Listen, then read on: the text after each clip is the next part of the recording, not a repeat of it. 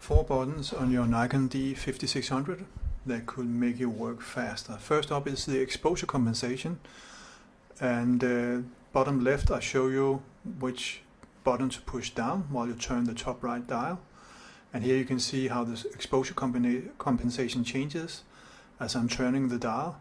Here it's underexposed, and here it's overexposed and normally exposed. Second up is the flash modes. You push this button to raise the built-in flash, but you can also hold down the button, and as you do that and turn the same dial, you will see the camera flicking through the different flash modes.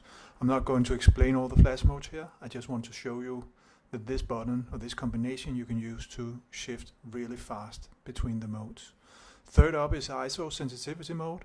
There's this button called FN. Again, it's shown in the bottom left.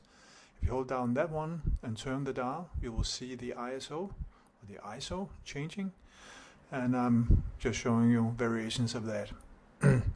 All of this you can do using the menus that goes actually for all of the buttons, but here I'm just showing you, I have some troubles hitting the right buttons.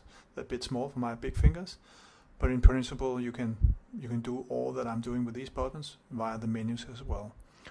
Fourth, but certainly not least, is the release mode. You have different options here: single frame continuous high, where it fires away, quiet shutter release, and self timer. All of these are very useful, but again, same principle, you change it holding down the bottom.